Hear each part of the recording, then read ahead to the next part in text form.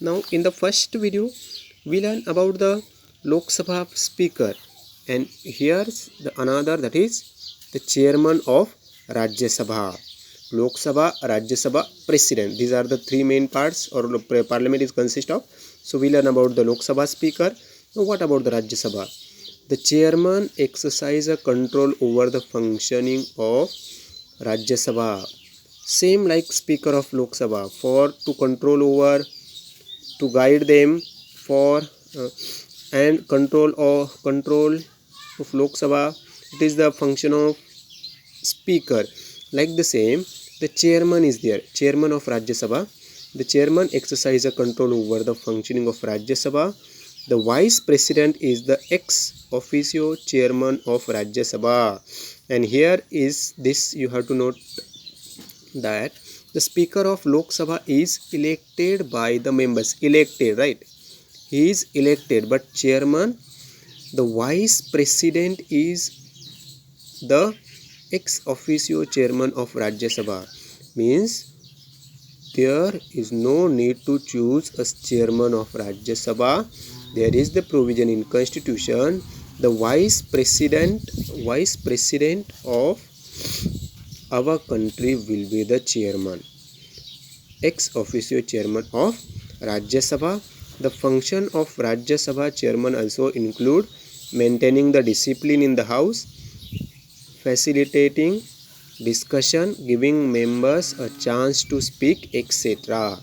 And the same function like Lok Sabha speaker, the chairman also has to take care about the rights of the members of Rajya Sabha and to maintain the discipline in the house and giving members a chance to speak. These functions are to be done by the chairman of Rajya Sabha. Other all things are same, only this person is not elected. He is a president, vice president is the ex officio chairman of Rajya Sabha, and speaker is elected by the members.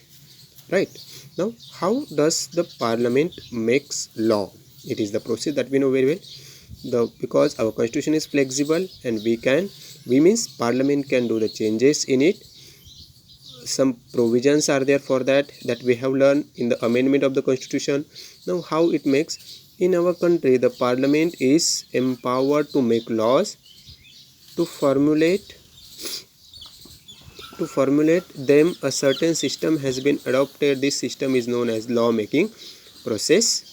And I told you that to formulation of laws, it is the function of parliament. And to formulate the law, to formulate them, a certain system has been adopted by the constitution. This system is known as law making process. So here's the question can be like that: what is law making process? What is law making process? Then the to formulate the law, a certain system has been adopted. This system is known as the law making process. A rough draft of the law is prepared initially.